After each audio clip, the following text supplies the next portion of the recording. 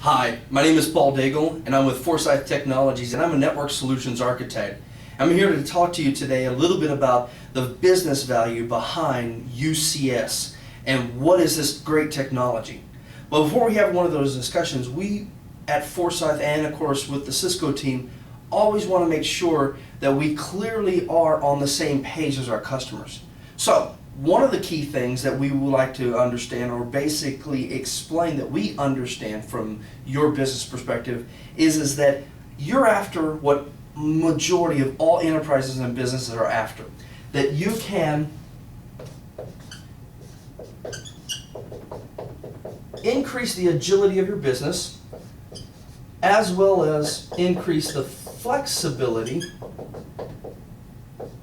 of their organization, all while reducing cost and making sure that you're increasing your operational efficiencies. And this is something that we've found no matter where we've been, in whatever enterprise, whatever industry verticals, these are critical areas that all our customers are focusing on these days. With that, of course, you always have to contend with what we call the IT or the business trends that are happening to IT. And specifically, those trends that we've been seeing most lately include, number one, the Bring Your Own Device initiative. This is where personal computing meets the business computing technology world, where we're allowing our end users, our employees, access to company data, all while allowing them to have the personal devices in use no matter what they are. Second to that, of course,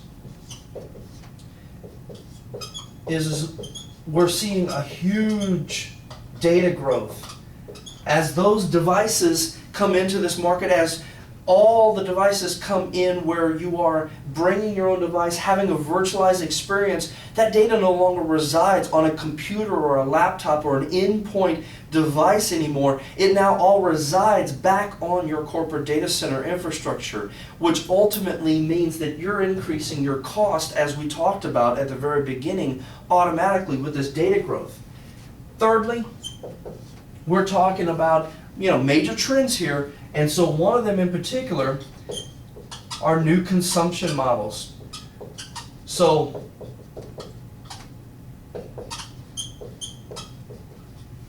with having this data growth from the BYOD initiatives, you're dealing with a new consumption model in a new world where consuming IT data or consuming whatever it is that we're trying to do to accomplish our business goals and have this agility and flexibility, you are dealing with a situation where you're having to understand what are we going to do with this cloud stuff? Is there an IT on demand service that we need to be looking at, or what IT as a service or even platform as a service do we need to be working with? And so these are some of the key trend areas. And let's not forget about the fact that you're also going to have to address the hows of your business. So I call these the hows of your business, because you're going to have to find out, how do I address, for instance, sprawl, where now I had all these different devices that are inside my network being distributed through the BYOD initiative. On top of that, part of that is consolidation. Have we done enough consolidation? Is it the appropriate amount of consolidation? Where can we get more consolidation? Have we done the right level of consolidation for our business? And then, of course, this is a continuing trend and something that most businesses need to continue doing, which is life cycle management. Making sure that as your trends that you're addressing come in, are we cycling through the old technology so that we can run more efficiently on these systems, on these newer systems? And we cannot forget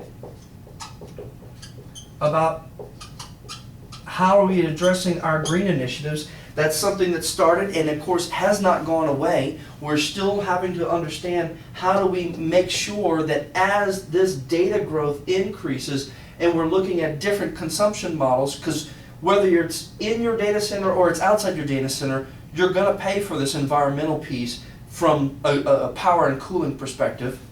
And then, how are you addressing virtualization? Are we as an organization virtualized enough? Do we need more virtualization? Have we done all the virtualization we possibly can in our organization? And while we're doing that, have we addressed how to consolidate our management platforms? You know, how are we going to manage this? Do we need more people? Is it more tools? Is it different tools? You know, and how do we keep some consistency? Is there any way to get rid of the disparity? And of course, like we talked about above, we've also got to know how we're going to leverage cloud.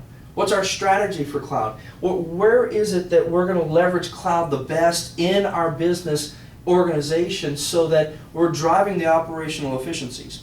So in order to start at a really good place, it's great to kind of review where have we been from a technology perspective, an IT organization, with our data center, and more specifically with the way we've deployed servers.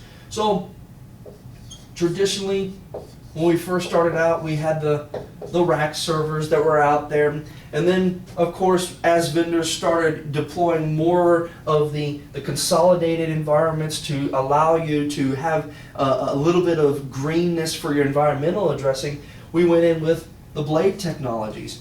So, you know, what we typically see is organizations that maybe have a hybrid, if you will, a racks and some blades and whatnot, but understanding that within this, we of course have disparate LAN and SAN infrastructures that as we are deploying these racks, each one of them having to have their own connectivity, and of course this increasing your complexity. And so with this complexity, you have multiple wiring, you have multiple schema, you have variety of HBAs or NIC card configurations that we're dealing with. And let's not forget, so the management aspect, you've got different people who manage all these different areas, and they don't always necessarily mesh very well because of the fact that they each have their own initiative for managing these areas, which means in that management, you know, how do we do this? It's typically not very well. And so what we're seeing here is usually if a new technology comes in or a new application or you've got a new business initiative, it's anywhere from 20 to 30 days just to get one server deployed. And you can quickly see that what you're doing is you're reducing your competitiveness. You're increasing a lot of your cost. The cost here can be as much as 70% of an IT's budget. And so with all this, we need to compare this or contrast this against the UCS model, where in the UCS world, what UCS and Cisco has brought to market are what we call 5 key innovations that we can discuss. And the first of which is a unified fabric. So compared to our prior model, where we had this complexity of wiring and multiple wires, we now can go in with our LAN, our SAN infrastructure, and our compute, and we combine these worlds into a unified fabric. And the beauty of this, or the glory of this, is specifically that you have a wire once type mentality. You have a 10 gigabit plus Ethernet network that'll run fiber channel, run 10 gig networking, and give you all the capacity and need without all the complexity around this. So, in addition to this innovation, we also have the virtualized interface. And with these virtualized interfaces, no longer do we have the complexity of multiple HBAs and NIC cards. You can have still up to 50 different combinations of HBAs and NICs and all sorts of things that are handling your unified computing nodes, where you're still you still have racks and blades and consolidation, if you will, with the blade concept, but notice it's all sitting under a unified fabric infrastructure that minimizes all of this through virtualized interfaces that go back up into all the LAN and SAN and compute nodes. So, in addition, a third innovation here is what they call, or what we call, stateless computing. And this is one of the key areas where, in particular, you literally have no longer a server environment, but a compute node that's comprised of processor and memory. And through the UCS manager, you're able to build out these service profiles.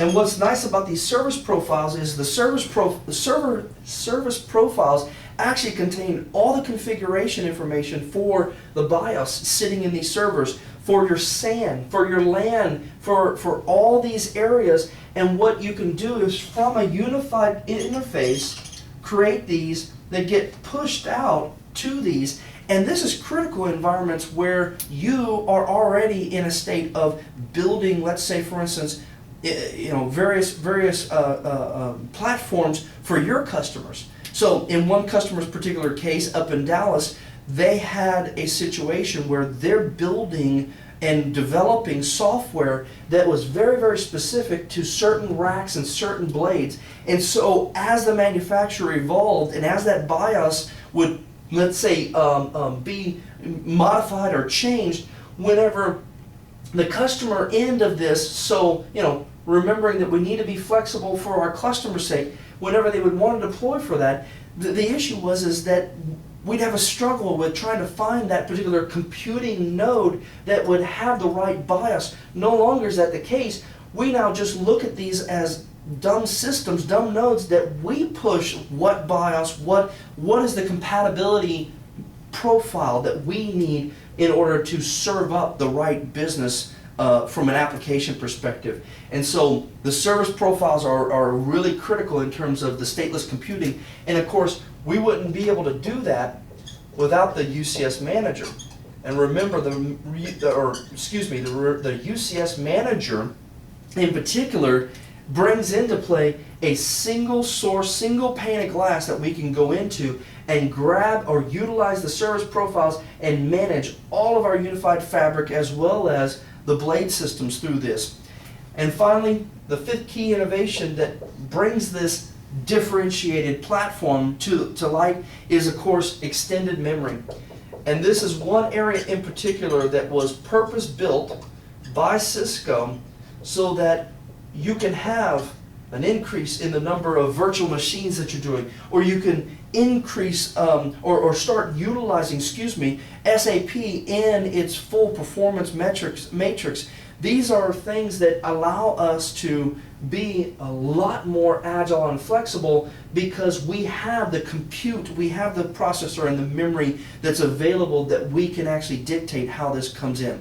So what does this mean as far as impacting your overall business? Well, some of these key impacts include, just as I mentioned, your business apps.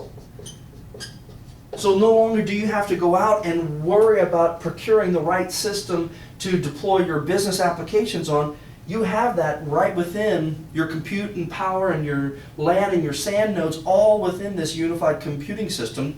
Second to that,